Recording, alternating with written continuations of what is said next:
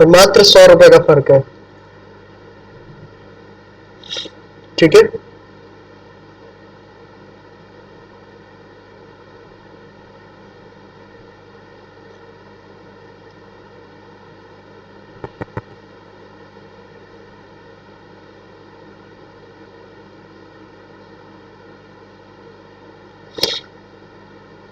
हमें NDP at FC निकालना है।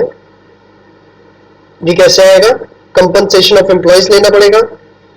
ठीक है, कंपनसेशन ऑफ एम्प्लॉयज लेना पड़ेगा हमें। कितना है वो? 2000।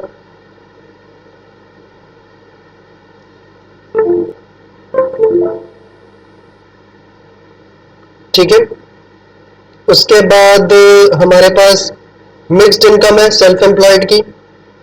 वो कितनी दी हुई है? 7000 करोड़ रुपए। ठीक है, और उसके बाद ऑपरेटिंग सरप्लस निकालना है। ऑपरेटिंग सरप्लस निकाल लेते हैं। ऑपरेटिंग सरप्लस के लिए कौन कौन से आइटम्स है हमारे पास? ऑपरेटिंग सरप्लस के लिए कौन कौन से आइटम्स हैं? एक तो डिविडेंड, इंटरेस्ट और रेंट। नहीं, डिविडेंड तो उसमें हो गया ना।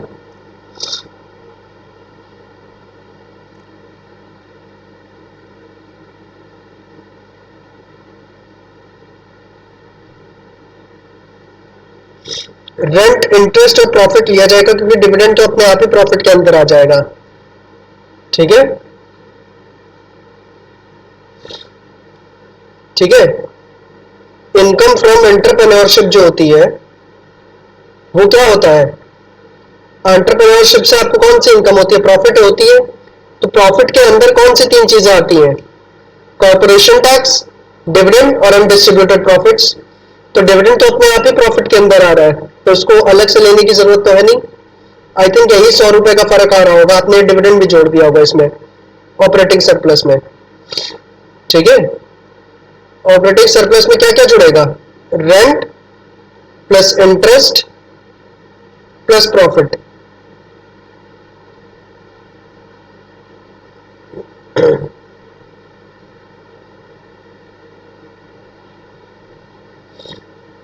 400 रुपए रेंट है। इंटरेस्ट कितना है? 500 रुपए। और प्रॉफिट कितना है? 900। तो ये कितना हो जाएगा? 1800। 1800 इसमें जोड़ देते हैं। ये कितना हो जाएगा? 10800। ठीक है, 10800। और फिर एनडीपी एट एफसी को आपको एनएनपी एट एफसी बनाना है तो क्या करना पड़ेगा? इसमें से एनएफआईए माइनस करना पड़ेगा। सर डिविडेंड को क्यों नहीं दे रहे हैं? क्योंकि मैम जो आपको ऑपरेटिंग सरप्लस बताया था, दो पार्ट्स थे ना उसमें, इनकम फ्रॉम प्रॉपर्टी और इनकम फ्रॉम एंटरप्रेन्योरशिप। तो एंटरप्रेन्योरशिप से जो इनकम होती है उसी को तो प्रॉफिट बोला जाता है। एंटरप्रेन्योर बिजनेसमैन की इनकम, ठीक है, उसको प्रॉफिट बोला जाएगा। और प्रॉफिट के अंदर तीन चीजें थी हमारी, कौन कौन सी? कॉर्पोरेशन टैक्स, ठीक है, डिविडेंड और अनडिस्ट्रीब्यूटेड प्रॉफिट्स। तो डिविडेंड तो अपने आप ही प्रॉफिट के अंदर आ रहा है ना। डिविडेंड तो अपने आप ही प्रॉफिट के अंदर आ रहा है, तो जो प्रॉफिट की अमाउंट है उसके अंदर तो डिविडेंड पहले से इंक्लूडेड है, तो इसको अलग से लिखने की कोई जरूरत नहीं है। ठीक है,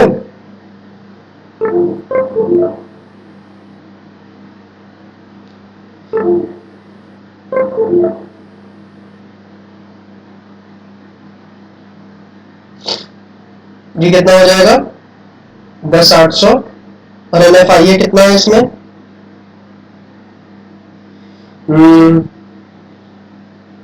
50 रुपए होगा। ठीक है,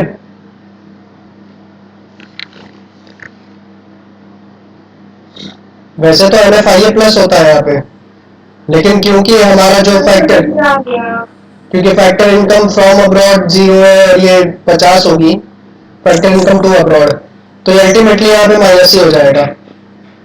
इस वजह से एनएफआईए 50 रुपए। और फिर हमारा आंसर आ जाएगा 10,750। ठीक है, क्लियर है? Yes sir. सेकंड वाले का क्या आंसर आया? सो मैंने सेकंड को भी ऐड कर दिया, प्रॉफिट के अंदर कॉर्पोरेशन टैक्स आ रहा है तो मैंने ऐड कर दिया। उसमें प्रॉफिट दिया हुआ है। हम्म, हाँ, तो कॉर्पोरेशन टैक्स नहीं जुड़ेगा उसमें। तो 2700 आएगा। 2700। 2700 क्या? अरे वो एनडी एनडीपी। नहीं, 2650।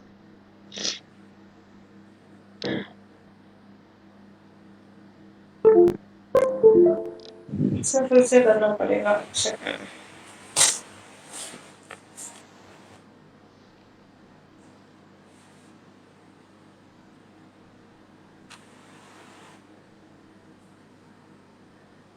कर लो एक सेकंड, जब तक हम इसको खोल रहे हैं।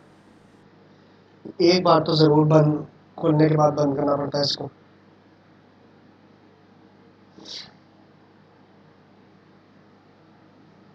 अनडिस्ट्रीब्यूटेड प्रॉफिट भी नहीं लिया जाएगा उसमें, कॉर्पोरेशन टैक्स भी नहीं लिया जाएगा,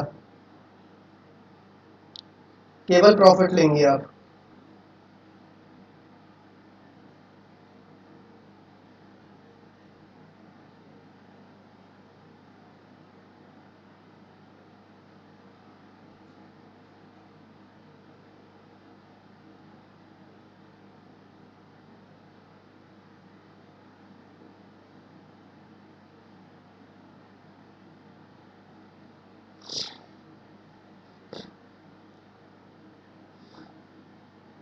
ठीक है, सबसे पहले हम निकालेंगे इसमें कंपनसेशन ऑफ एम्प्लॉइज। उसमें क्या क्या आएगा? वेजेस एंड सैलरीज, तो वो कितनी दी हुई है? 1200 रुपए। प्लस आता है कंपनसेशन इन काइंड, वो तो है नहीं क्वेश्चन में। फिर आता है आपका सोशल सिक्योरिटी कॉन्ट्रीब्यूशंस, जो कि कितना है? 250 रुपए। तो कंपनसेशन ऑफ एम्प्लॉइज कितना हो गया? 1450। ठीक है, उसके बाद मिक्स्ड इनकम, तो एज इट इज दी होगी, मिक्स्ड इनकम दी नहीं है इसमें। ठीक है, सर एनएनपी एमपी कितना आ रहा है? क्या? एनएनपी एट एमपी कितना आ रहा?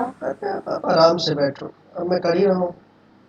ऑपरेटिंग सरप्लस, मिक्स्ड इनकम इसमें है नहीं, तो ऑपरेटिंग सरप्लस और कंपनसेशन ऑफ एम्प्लॉइज जोड़ के जो आएगा उसी को हम डोमेस्टिक इनकम यानी एनडीपीएट एफसी कह देंगे। तो इसमें क्या क्या आएगा? रेंट आएगा आपका, इंटरेस्ट आएगा। रेंट है 300 रुपये, इंटरेस्ट है 400 रुपये। और फिर क्या आएगा? फिर आपका प्रॉफिट आ जाएगा। ठीक है, फिर क्या आएगा? प्रॉफिट। प्रॉफिट कितना है? 500। कितना हो जाएगा? 1200 रुपये। बस NDP at F C is equal to कितना हो गया? इन दोनों को जोड़ दो। मिक्स इनकम होता तो वो भी जोड़ती, लेकिन वो है ही नहीं इस क्वेश्चन में। कितना है? 2650। उसके बाद हमें क्या करना है? एनएनपी एट एमपी निकालना है, which is equal to conversion भी दिखा दे कैसे करना है। सर उतना आता है। है, that's great. NDP at FC, और उसके बाद प्लस एनएफआईए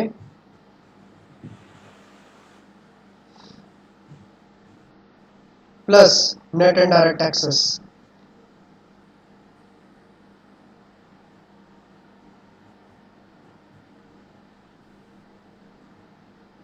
ये 2650, 0 रुपीज माइनस 20 रुपए। और नेट एंड डायरेक्ट टैक्सेस कितना है? ये एज इट इज दिए हुए हैं 300 रुपए।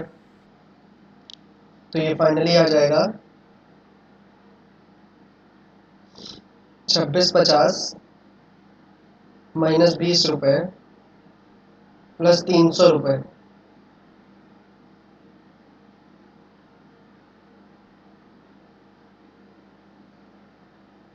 2930 रुपए। ठीक है,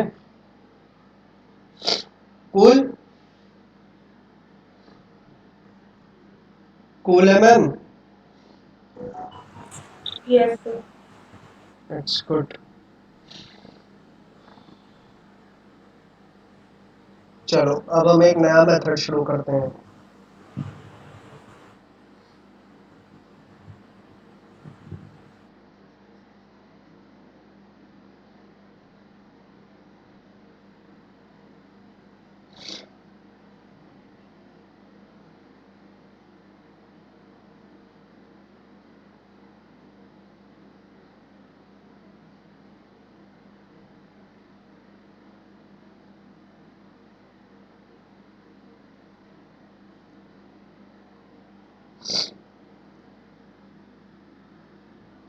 ठीक है, लास्ट मेथड जो आपका है नेशनल इनकम कंप्यूट करने का, वो है एक्सपेंडिचर मेथड।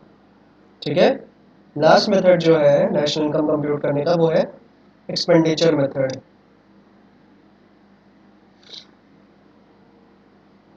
इसका स्टेप नंबर 1 लिखिए।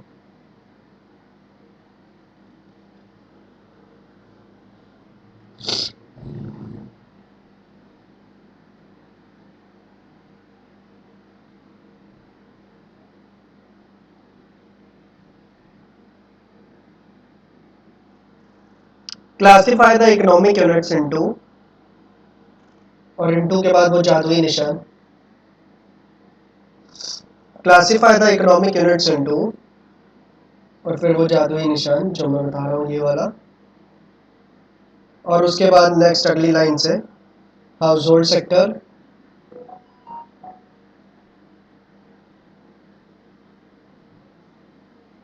B government sector,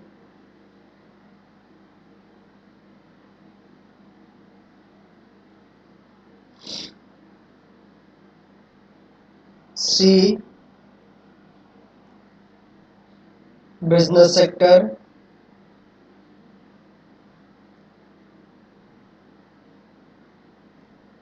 D rest of the world sector.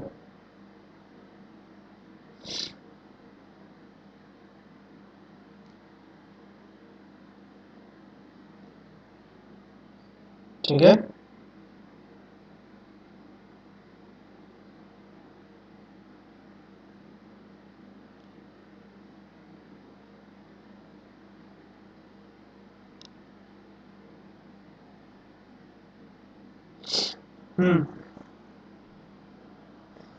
आपको इकोनॉमिक यूनिट्स जितनी भी है, आपको इकोनॉमिक यूनिट्स जितने भी हैं उसको आपकी जो अलग अलग, जो हमने स्टार्टिंग में ही पढ़ा था, इकोनॉमी कितनी टाइप्स की होती हैं, तो पढ़ा था house hold, business sector, government sector, rest of the world sector.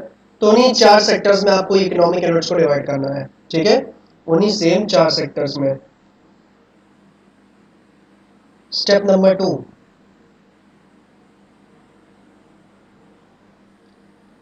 calculate GDP at MP by adding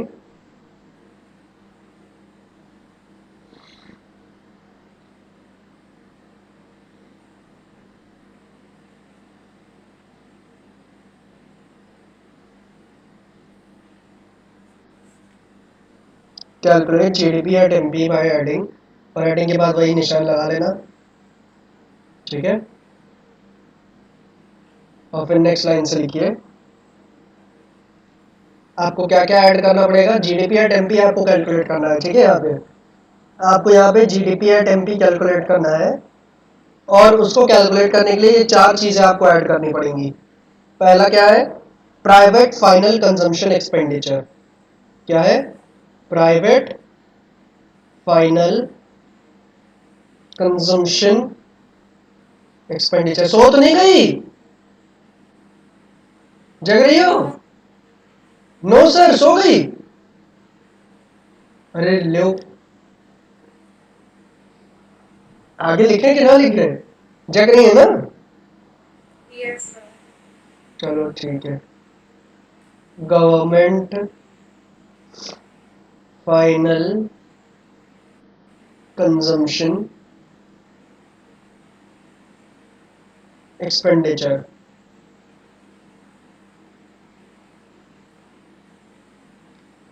ये आपको समझ में आ रहा होगा मैम, ठीक है। रुको अभी पूरा लिख ले, तीनों दो और लिख ले। ग्रॉस डोमेस्टिक कैपिटल फॉर्मेशन,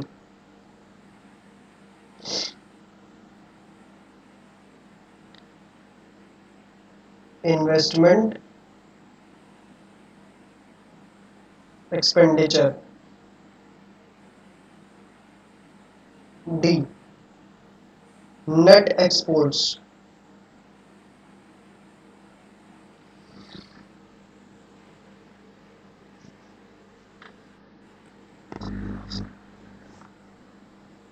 ठीक है।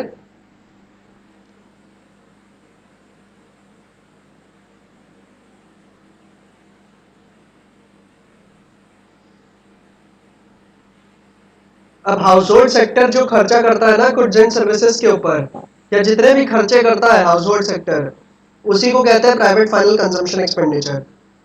ठीक है। गवर्नमेंट सेक्टर जो खर्चे करता है, ठीक है, कंजम्पशन वगैरह के लिए गुड्स एंड सर्विसेज के ऊपर, तो उसको कहते हैं government final consumption expenditure. Business sector, private companies जो खर्चा करती हैं, तो वो प्राइमरली इन्वेस्टमेंट करने के लिए खर्चा करती हैं। ठीक है। कोई भी प्राइवेट बिजनेस ले लो, जब भी वो एक भी रुपए खर्चा कर रहा होगा तो इसी उम्मीद से कर रहा होगा कि आगे चल के हमको कुछ बढ़ के पैसा मिले, क्योंकि यही बिजनेस है, इसी तरह बिजनेस किया जाता है। ठीक है। तो वो इन्वेस्टमेंट के लिए ही खर्चा करते हैं बिजनेस सेक्टर वाले, इसलिए वो जो खर्चा कर रहे हैं वो कहलाता है ग्रॉस डोमेस्टिक कैपिटल फॉर्मेशन। और rest of the world sector क्या करता है? नेट एक्सपोर्ट्स करता है। ठीक है। नेट एक्सपोर्ट्स क्या चीज है?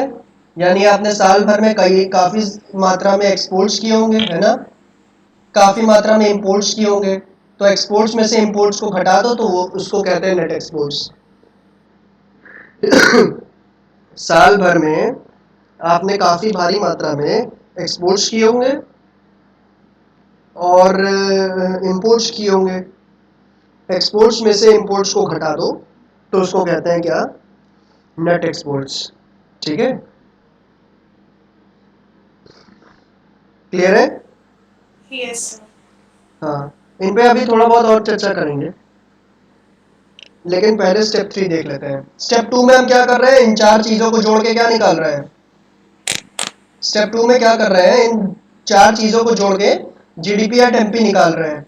और स्टेप 3 ये है कि convert GDP at MP into NNP at FC. Convert GDP at MP into NNP at FC. ये कैसे होगा बताओ? क्या इक्वेशन बनेगी?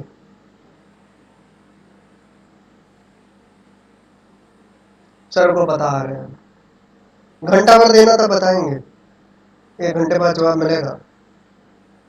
ऐसा है? 1 मिनट, 1 मिनट भी नहीं लगना चाहिए। आपका बनाया हुआ चैप्टर है, फटाफट बताओ।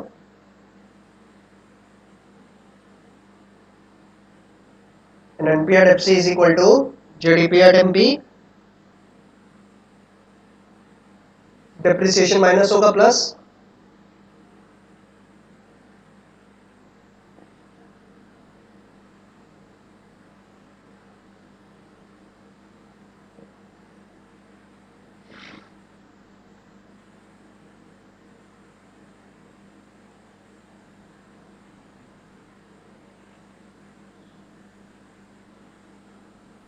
सही में तो 1 घंटे बाद नहीं बताओगी?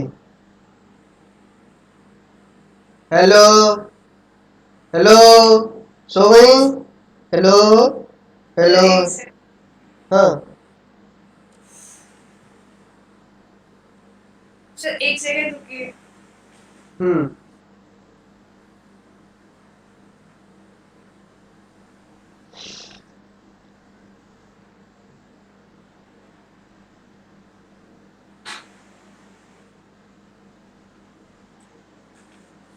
Yes sir. Yes ma'am. Ma'am, third step पे क्या करना था? हाँ वही मैंने आपसे एक सवाल पूछा था। एक सवाल पूछने का दुस्साहस किया था मैंने आपसे, जिसका जवाब आप दे नहीं रही हैं। फिर क्या था? लास्ट स्टेप क्या है? लास्ट स्टेप क्या लिखा है कि जीडीपी एंड एमपी को कन्वर्ट मारना है ना एनपी एंड एफसी में, नेशनल इनकम में। तो क्या अच्छा इक्वेशन इक्वेशन क्या बनेगी अच्छा, कन्वर्ट किस में? पे कन्वर्ट करना है? नेशनल इनकम है ना? हाँ हाँ, मैंने कुछ और लिखी। तो कहाँ लिख दिया? यूँ बताओ। यही तो मैं बोल रहा हूँ तब से कि convert GDP at MP into NNP at FC, वही तो होता है नेशनल इनकम।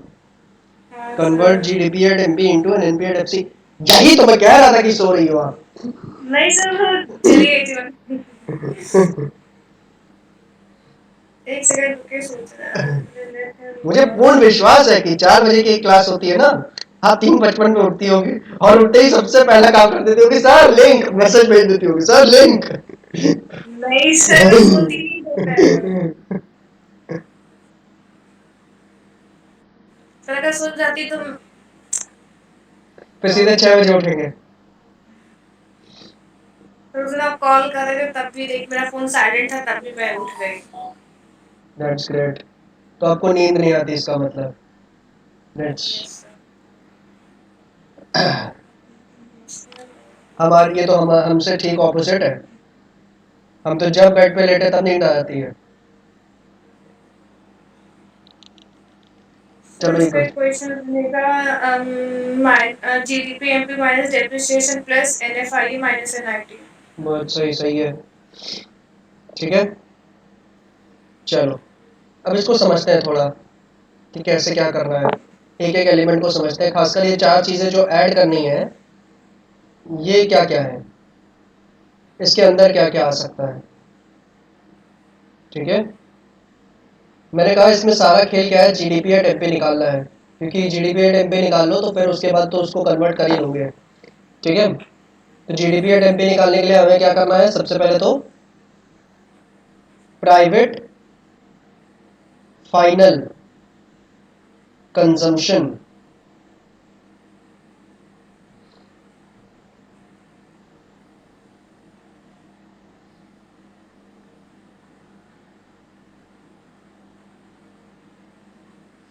हाँ प्राइवेट फाइनल कंजम्पशन एक्सपेंडिचर, ये किस सेक्टर का खर्चा है मैम? ये किस सेक्टर का खर्चा है मुझे बताओ? House hold. House hold sectors जो अपने कंजम्पशन के लिए गुड्स एंड सर्विसेज पे खर्चा कर रहा है, वो है प्राइवेट फाइनल कंजम्पशन एक्सपेंडिचर। ठीक है, तो हाउस होल्ड सेक्टर के पास क्या होती होगी, कुछ इनकम होती होगी, है ना?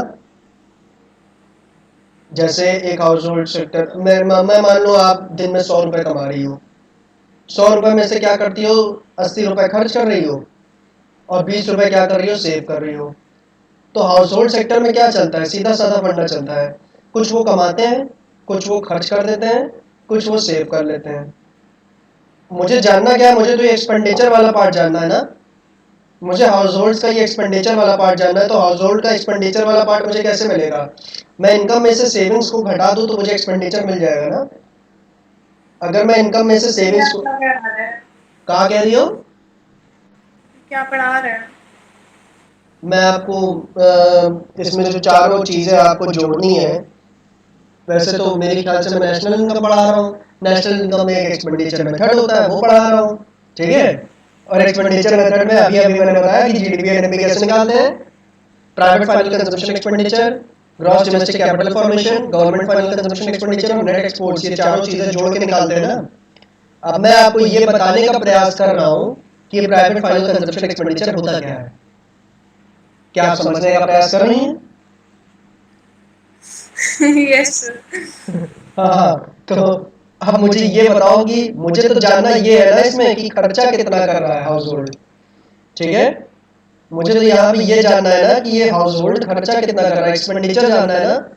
और अगर मुझे एक्सपेंडिचर जानना है तो मैं क्या करूँ, इनकम में से सेविंग्स को घटा दूँ, 100 - 20 करूँ तो मुझे एक्सपेंडिचर मिल जाएगा 80, है ना। Yes sir. तो मुझे हाउस होल्ड का अगर खर्चा चाहिए तो मैं क्या करूँ, हाउस होल्ड की जो इनकम होगी उसमें से हाउस होल्ड की सेविंग्स को माइनस कर दूँ और मुझे मिल जाएगा कि ये खर्चा कितना कर रहा है हाउस होल्ड सेक्टर वाले। तो इसके लिए मैं क्या करूँगा, हाउस होल्ड की personal income minus personal savings कर दूंगा तो खर्चे इनके आ जाएंगे। ठीक है, तो ये सब लिखना है? हाँ ये चीज लिखनी है, जो जो मैं लिख रहा हूँ लिखते रहो ये बात है, क्योंकि न्यूमेरिकल्स में जरूरी नहीं है कि private final consumption expenditure as it is दे दिया जाए, एज इट इज दे दिया जाए तो बल्ले बल्ले, लेकिन ऐसा भी हो सकता है पर्सनल इनकम और पर्सनल सेविंग्स दी जाए और तो उन दोनों को घटा के आपको निकालना पड़ेगा प्राइवेट फाइनल कंजम्पशन एक्सपेंडिचर। ठीक है, नेक्स्ट सेक्टर कौन सा था, गवर्नमेंट वाला। गवर्नमेंट जो भी खर्चा कर रही है, गवर्नमेंट प्राइमरली किस चीज पे खर्चा करती है, कैसे खर्चा करती है, गवर्नमेंट का क्या फंडा है, गवर्नमेंट के जो खर्चे होते हैं वो प्राइमरी किस लिए होते हैं, लोगों के लिए, देश में रहने वाले लोगों के लिए ना। गवर्नमेंट कमाई कहां से करती है, हम लोग से टैक्स लेके, है ना। और गवर्नमेंट खर्चा कैसे करती है हमारे ऊपर, हमारे लिए इंफ्रास्ट्रक्चर बना के, हमारे एजुकेशन, डिफेंस, रेलवे, फलाना ढिमकाना, जो अलग अलग बजट्स आते हैं, इस तरीके से हमारे ऊपर खर्चा करती है ना। तो गवर्नमेंट के खर्चे हमें निकालने हैं, और गवर्नमेंट जो खर्चे करती है उसको हम यहाँ क्या कह रहे हैं, गवर्नमेंट फाइनल कंजम्पशन एक्सपेंडिचर। ये गवर्नमेंट के खर्चे जो गवर्नमेंट इनकर कर रही है।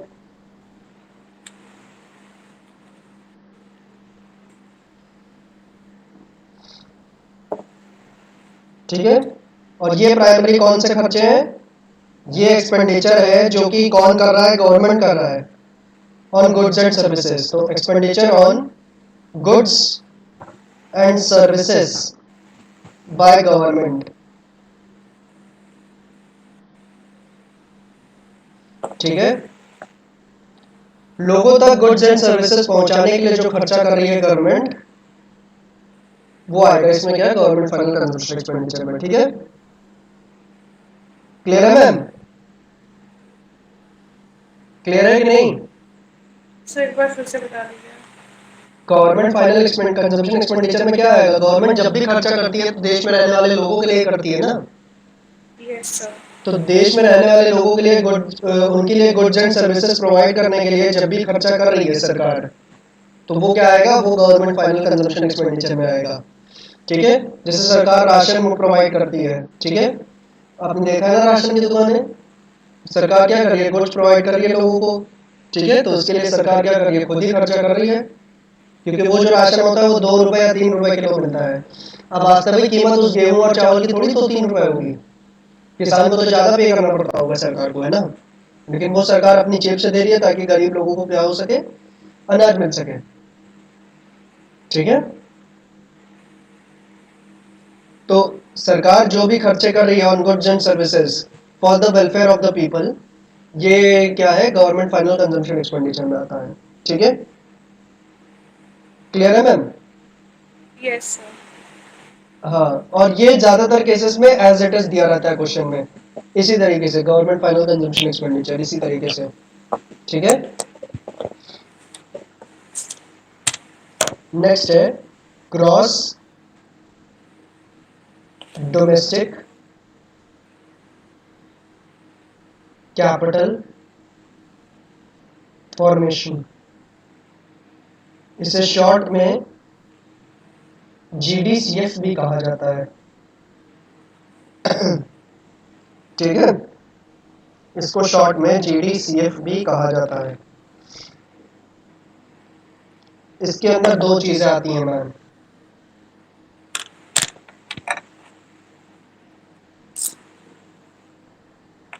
ग्रॉस डोमेस्टिक कैपिटल फॉर्मेशन कौन खर्चा करता है मैम, इसमें इसमें किसके खर्चे आते हैं, बिजनेस सेक्टर के। और बिजनेस सेक्टर के जो खर्चे होते हैं वो प्राइमरली इन्वेस्टमेंट नेचर के होते हैं ना, क्योंकि बिजनेस सेक्टर जब भी खर्चा करता है तो किस लिए करता है, फॉर इन्वेस्टमेंट पर्पसेस करता है। कोई भी बिजनेस देख लो, 1 भी रुपया अगर खर्च करेगा कोई भी बिजनेसमैन, ये सोच के करेगा इस 1 रुपए के खर्च करने से मुझे कितना रिटर्न मिल सकता है, तो इन्वेस्टमेंट पर्पस से ही वो हमेशा खर्च करता है। ठीक है, क्लियर है मैम। Yes sir. अब ये जो इन्वेस्टमेंट होते हैं ना, दो तरीके के हो सकते हैं। ये जो इन्वेस्टमेंट, वो जिन इन्वेस्टमेंट्स पे वो खर्चा करेगा बिजनेसमैन, दो तरीके के इन्वेस्टमेंट्स पे खर्चा कर सकता है। पहला तो है फिक्स्ड इन्वेस्टमेंट,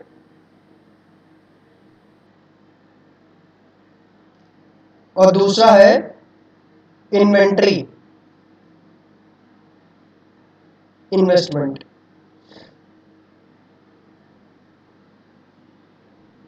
फिक्स्ड इन्वेस्टमेंट जो होते हैं ना वो लॉन्ग टर्म नेचर के होते हैं, ठीक है।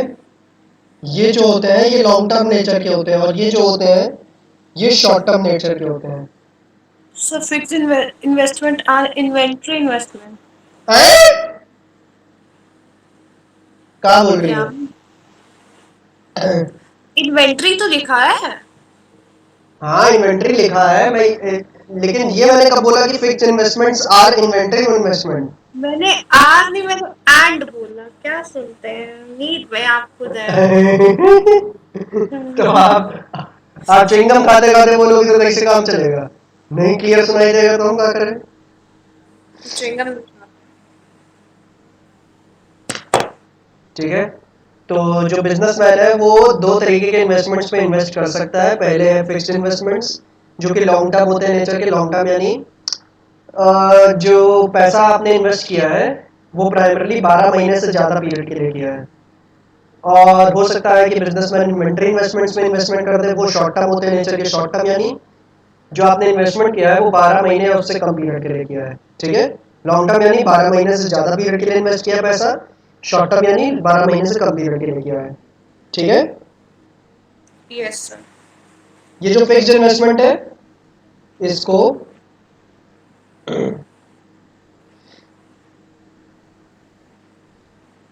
ग्रॉस डोमेस्टिक, कई बार कई बुक्स में इस नाम से भी लिखा जाता है, gross domestic fixed capital formation, ठीक है। कई बुक्स में इसको gross domestic fixed capital formation के नाम से भी लिखा जाता है। क्लियर है? Yes sir.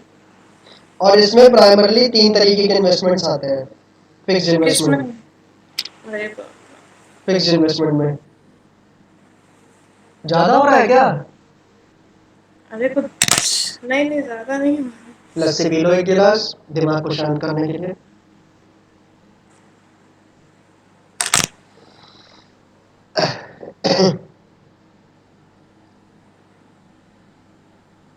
गर्मी से बचने का बहुत अच्छा उपाय है ना,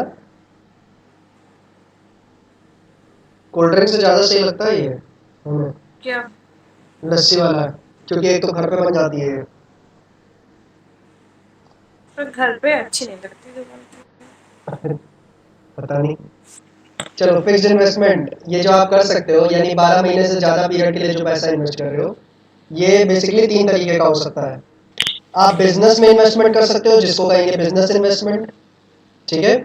किसी के बिजनेस में इन्वेस्ट किया आपने या खुद का बिजनेस आपने खड़ा किया, तो ज्यादातर जब आप बिजनेस खुद का खड़ा करते हो या किसी और के बिजनेस में इन्वेस्ट करते हो तो 12 महीने से ज्यादा पीरियड के लिए ही कर रहे हो। ऐसा नहीं होगा कि 12 महीने से कम पीरियड के लिए करो, ठीक है। नहीं तो कुछ रिटर्न ही नहीं मिलेगा इतने कम पीरियड में। तो हो सकता है पहले साल तो लॉस ही हो जाता है ना। ज्यादातर बिजनेस आप चालू करो तो पहले साल तो लॉस ही होता है, पता है कि नहीं। जैसे कि मैं अभी एक कोचिंग क्लास खोल दूं तो क्या होगा, शुरुआत के 3-4 महीने में बच्चे ही नहीं आएंगे, एक बच्चा नहीं आएगा। हाँ, क्योंकि वक्त लगता है। लोग आपके होर्डिंग्स देखेंगे, प्लाकार्ड्स देखेंगे, पोस्टर्स वगैरह देखेंगे, फिर आपसे कांटेक्ट करेंगे, ठीक है।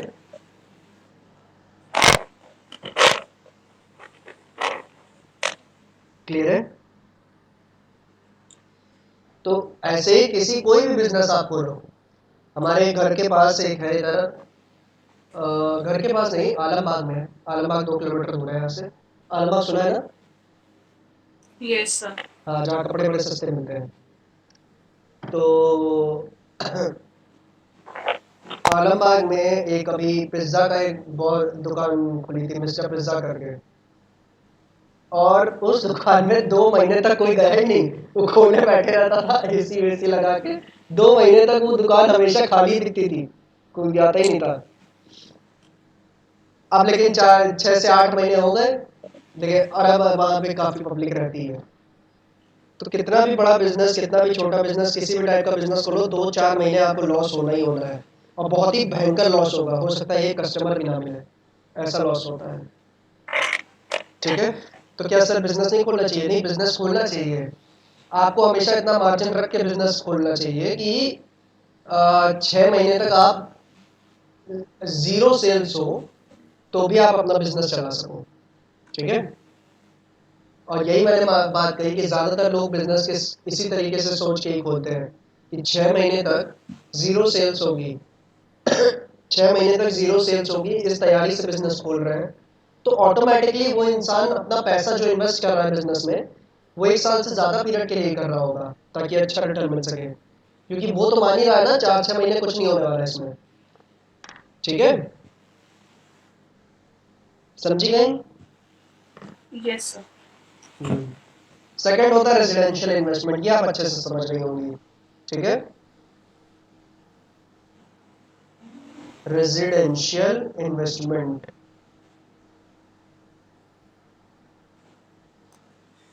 सही है। लखनऊ के सबसे बेस्ट एरियाज में आपका घर है, तो ये वाला इन्वेस्टमेंट तो आप जानती होंगी।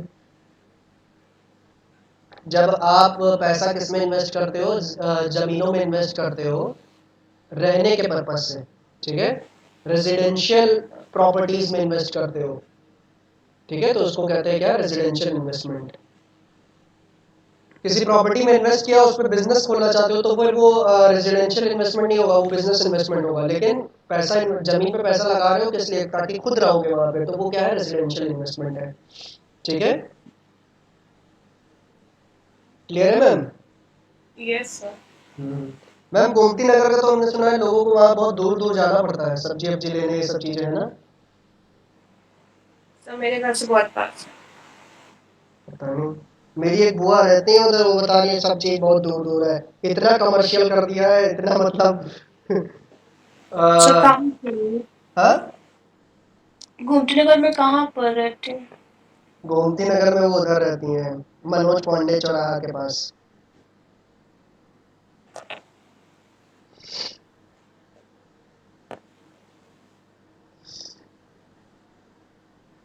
ठीक है, वो आपके घर से कितना दूर है?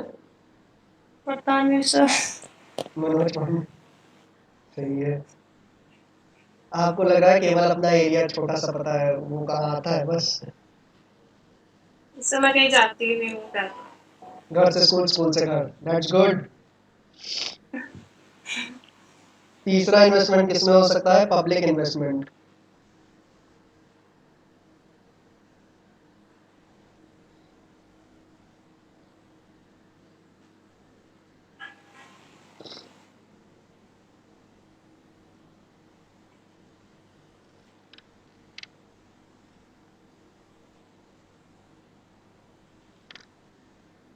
एक सेकेंड,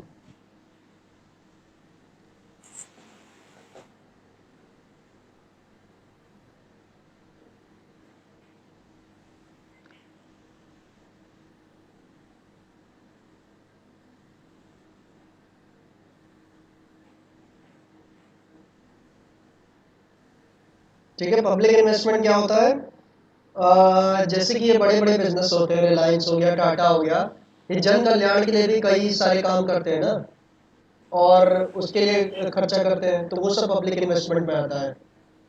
ठीक है, जैसे कि टाटा ने बहुत बड़ा अस्पताल खोल रखा है मुंबई में, पता है? टाटा हॉस्पिटल कैंसर का सबसे बड़ा अस्पताल है पूरे इंडिया का, सबसे बेस्ट ट्रीटमेंट वहीं पे मिलता है कैंसर पेशेंट्स को। ठीक है, तो वो टाटा ने खोल रखा है। ठीक है, अपने पैसा लगा के उसने खोला। अब ऐसा नहीं है कि फ्री में इलाज करता है वो वहाँ पे, ऑब्वियसली कैंसर जैसी बीमारी का कोई भी इलाज कोई भी फ्री में क्यों करेगा इलाज, है ना? ठीक है, उसकी एक कीमोथेरेपी लाखों रुपए खर्च करवा देती है, तो पैसे देने पड़ते हैं। लेकिन बेस्ट फैसिलिटीज, अगर मैं कहूँ कि अमेरिका जैसी ही फैसिलिटीज टाटा उस हॉस्पिटल में प्रोवाइड करता है, तो सही बात है। ठीक है, और ये जो खर्चे वो कर रहा है किस लिए? ताकि लोगों के जन कल्याण के लिए। ये सब किस में आएगा? पब्लिक इन्वेस्टमेंट में। ऐसे ही टाटा ने वो करवा रखा है, हॉस्पिटल खुलवा रखा है, रिलायंस ने अपने कुछ करवा रखे हैं ऐसे ही हॉस्पिटल्स, रोड्स, ब्रिजेस, डैम्स, कुछ ऐसी चीजें भी बनवाते रहते हैं ये लोग। जो प्राइवेट बिजनेसमैन होते हैं और इन सब जन कल्याण के लिए, लोगों के लिए, सोसाइटी के लिए जो ये खर्चा करते हैं, ये सब किस में आता है? पब्लिक इन्वेस्टमेंट में आता है।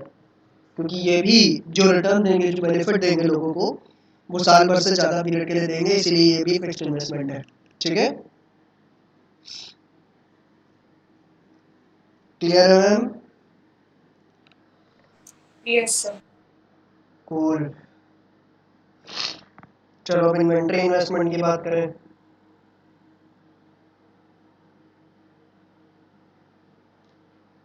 इन्वेंट्री इन्वेस्टमेंट के अंदर भी कुछ है सर?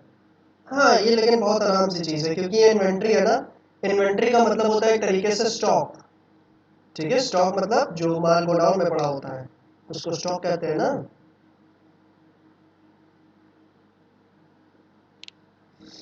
ठीक है, और स्टॉक की कभी भी वैल्यू निकालनी होती है ना, तो हमेशा इसी तरीके से निकलती है, closing stock minus opening stock करके।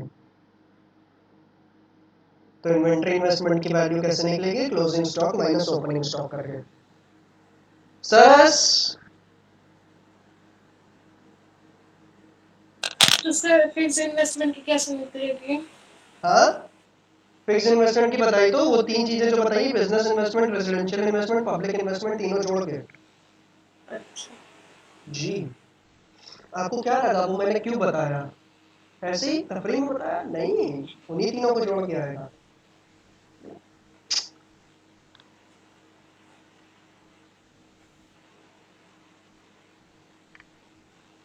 ठीक है, चलो।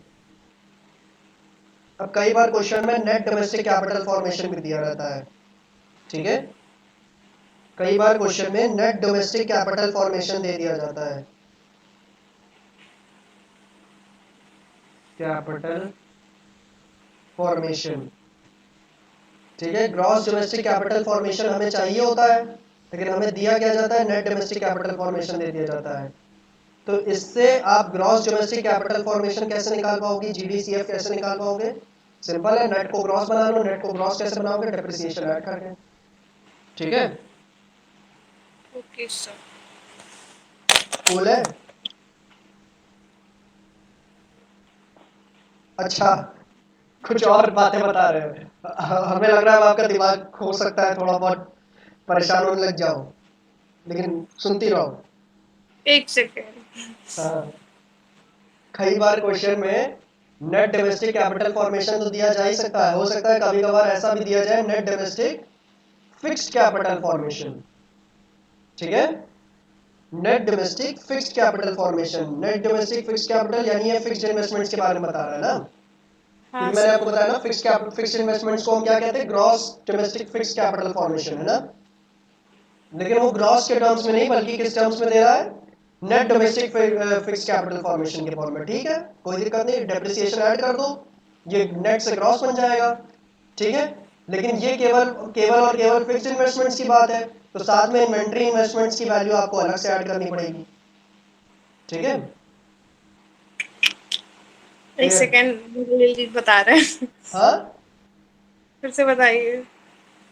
देखो, फिक्स्ड इन्वेस्टमेंट को gross domestic fixed capital formation कहते हैं कि नहीं कहते हैं? हाँ।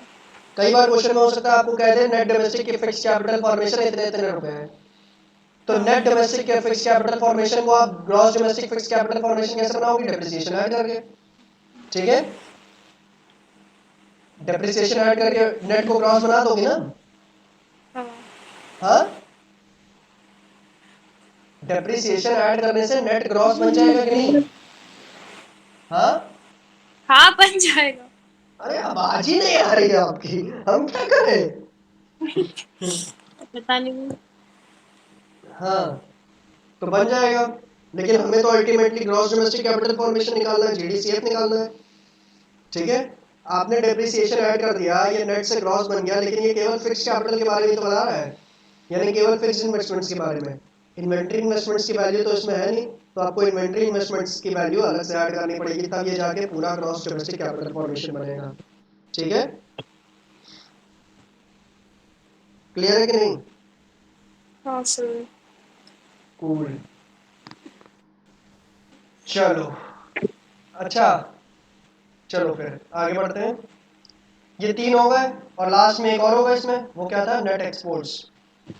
नेट एक्सपोर्ट्स कैसे आएगा, जो आपके एक्सपोर्ट माइनस इंपोर्ट का डिफरेंस होगा, ठीक है, एक्सपोर्ट्स माइनस इंपोर्ट्स का डिफरेंस जो होगा उसको कहेंगे नेट एक्सपोर्ट्स। क्लियर है? Yes sir. Export minus import का डिफरेंस नेट एक्सपोर्ट्स। सर तो ज़्यादातर चीज़ें जो ध्यान रखने वाली है वो ग्रॉस डोमेस्टिक कैपिटल फॉर्मेशन में है, क्योंकि बाकियों में तो इतना कुछ है नहीं। बिल्कुल सही पकड़ा मैम आपने। ग्रॉस डोमेस्टिक कैपिटल फॉर्मेशन में थोड़े से कॉन्सेप्ट ज़्यादा है, लेकिन कोई टेंशन की बात नहीं है, क्वेश्चन करते करते भी याद हो जाएंगे। क्लियर है? हो गया? Yes sir. चलो कुछ न्यूमेरिकल किया जाए।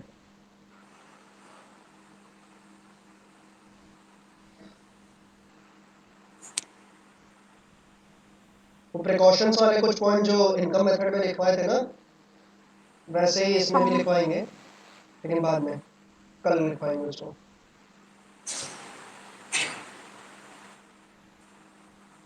मुझे पता है कि आप न्यूमेरिकल्स करने के लिए काफ़ी परेशान हो, आपके मन में से सिर्फ एक ही आवाज़ निकल रही है कि मुझे क्वेश्चन दो। तो लो क्वेश्चन लो। क्रॉस डोमेस्टिक, रुको पहले तो find find NNP at MP. पहला है gross domestic fixed capital formation, ठीक है, समझ में आ रहा है? ग्रॉस डोमेस्टिक, हाँ, जीडीसीएफ क्या होता है, ग्रॉस डोमेस्टिक कैपिटल फॉर्मेशन, और जीडीएफसीएफ क्या होगा, gross domestic fixed capital formation. ये कितना है, 400 करोड़। अगर आपको शॉर्ट फॉर्म नहीं जम रहा तो आप लॉन्ग फॉर्म लिख लो पूरा, gross domestic fixed capital formation, और उसके आगे लिख लो ब्रैकेट में जीडीएफसीएफ, ताकि आगे हम लोग शॉर्ट फॉर्म यूज कर सकें, ठीक है।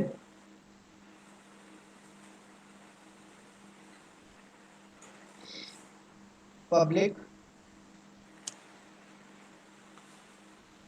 Final consumption expenditure 8,000 crore.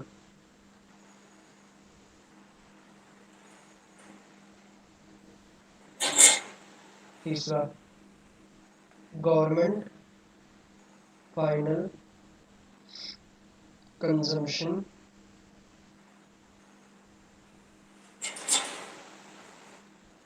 Expenditure 3,000 crore.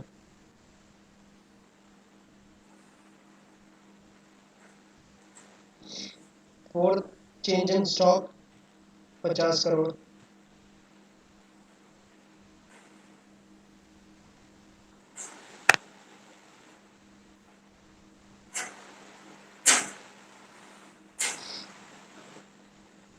Consumption of fixed capital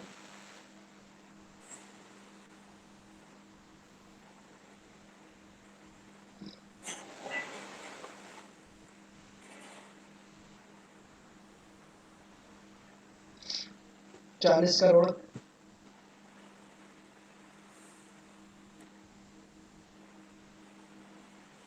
net indirect taxes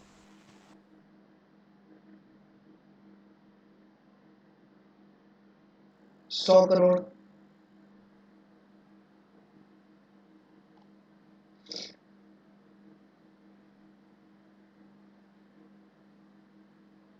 net exports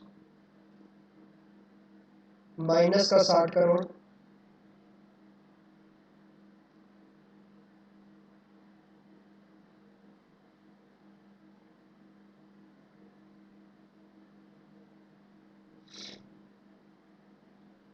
net factor income to abroad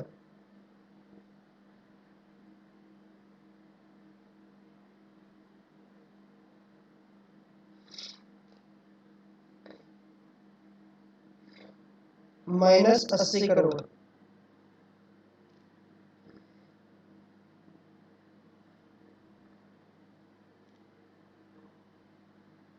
net current transfers from abroad.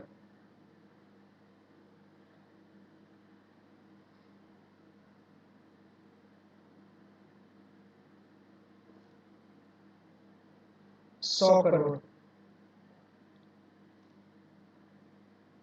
Dividend. Sir इसमें क्यों डिविडेंड आ गया? कंफ्यूज करने के लिए। अच्छा बताइए सर, क्वेश्चन में मेंशन रहेगा ना क्या निकालना है? हाँ,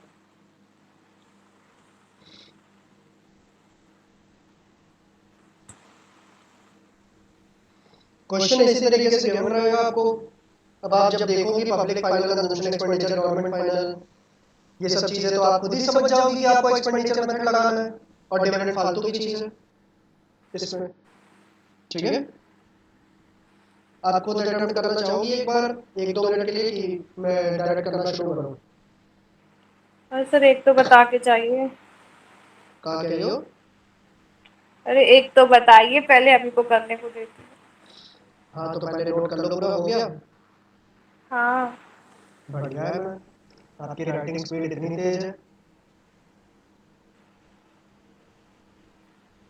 चलो, हमें क्या करना होगा, जीडीपी एंड एमपी निकालना होगा। और जीडीपी एंड एमपी कैसे निकालेंगे? Private final consumption expenditure, government final consumption expenditure, gross capital formation और नेट एक्सपोर्ट्स जोड़ के आपस में। ठीक है, तो देखते हैं कौन कौन सी चीज़ है एज इट इज गिवन है। Government final consumption expenditure as it is given है, public final consumption expenditure as it is given है। बढ़िया, इससे अच्छा वही क्या सकता है। और net exports as it is given है, बस बढ़िया। ग्रॉस डोमेस्टिक कैपिटल फॉर्मेशन निकालना है बस, ग्रॉस डोमेस्टिक कैपिटल समझ फॉर्मेशन। नहीं आ रहा है। हाँ, समझ नहीं आ रहा। मुझे ये बताओ, जीडीपी एंड एमपी निकालना होता है ना इसमें, फिर जीडीपी एंड हाँ। एमपी को कन्वर्ट करना होता है जिस भी चीज़ में आप चाहो, एनएनपी एंड एमपी में करना है।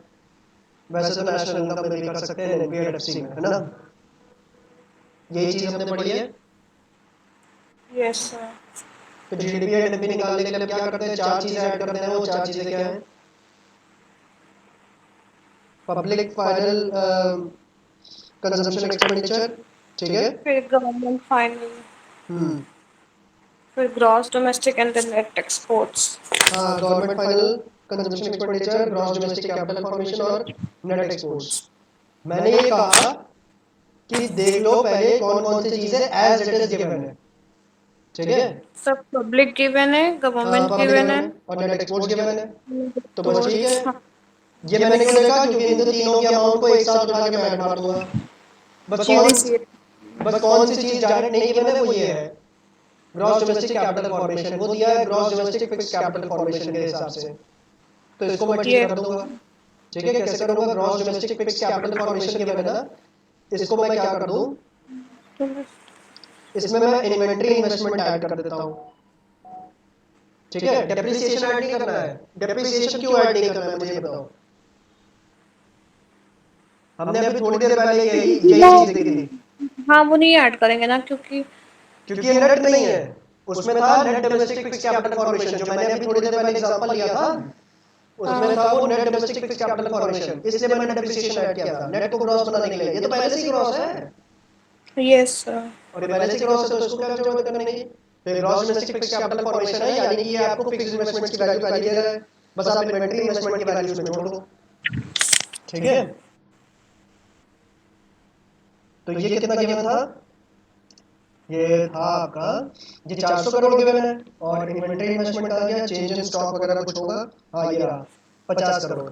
50 करोड़ का ये चेंज इन स्टॉक है ना, क्योंकि आपको इन्वेंटरी इन्वेस्टमेंट का फॉर्मूला याद है क्या था, closing stock minus opening stock. और closing stock minus opening stock क्या है, चेंज इन स्टॉक। तो यही यस। इन्वेंटरी इन्वेस्टमेंट है, 400 करोड़, और ये 50 करोड़ ऐड कर दो, तो कितना हो जाएगा, 450 करोड़। बस अब बढ़िया, अब आप जीडीपी और एमपी निकाल दो। ठीक है, एग्जाम में आप पूरा फॉर्मूला लिख लोगी वहां पे, कि private final consumption expenditure plus government final consumption expenditure plus gross domestic capital formation plus net exports.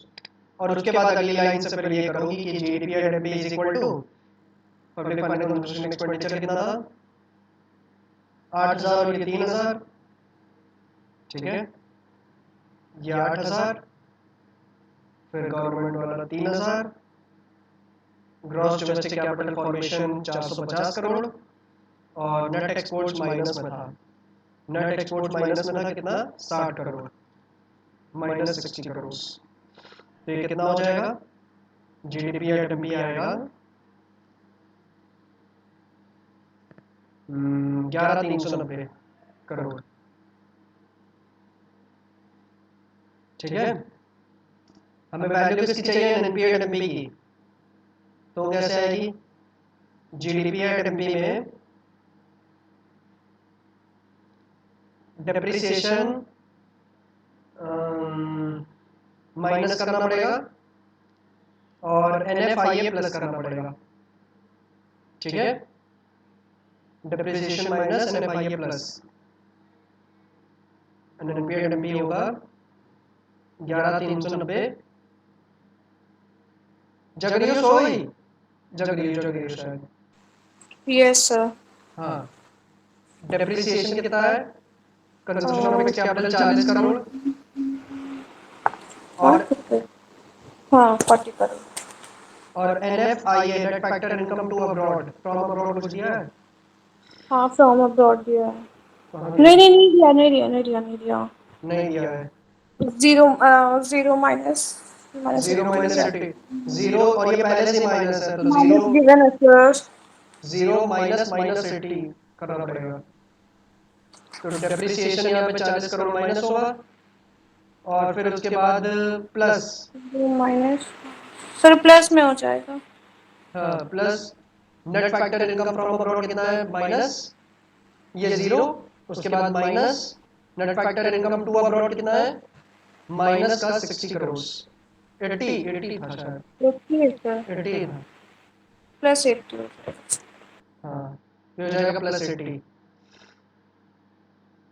NP at MP, यह आ जाएगा फिर 11,390 माइनस 40, और ये हो जाएगा प्लस 80,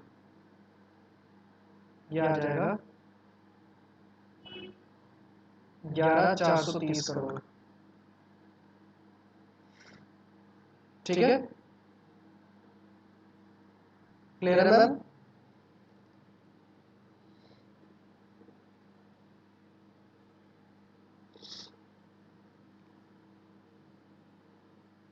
क्लियर है, यस सर। चलो बढ़िया।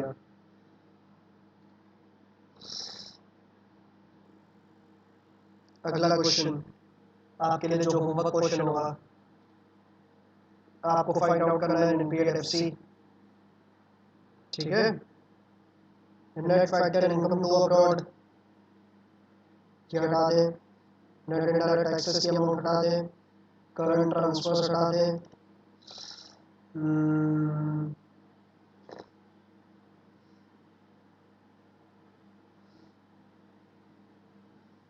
माइनस 50 करोड़, अमाउंट तो सभी हटा दें,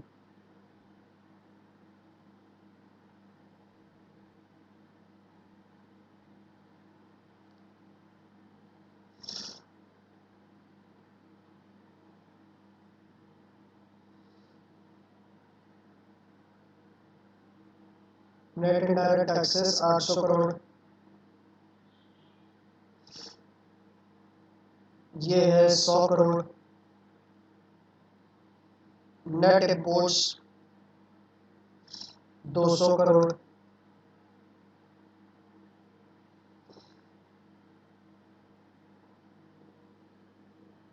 private final consumption expenditure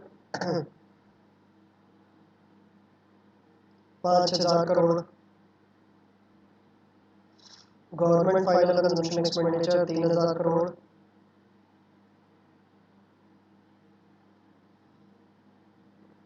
gross domestic capital formation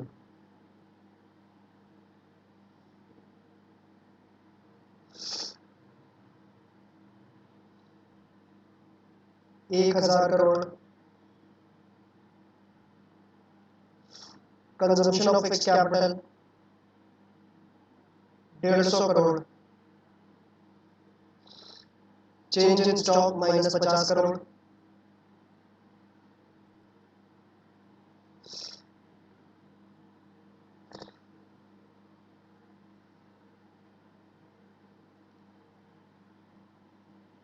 mixed income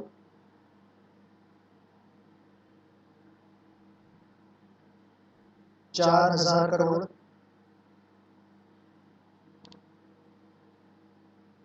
और स्कॉलरशिप टू स्टूडेंट्स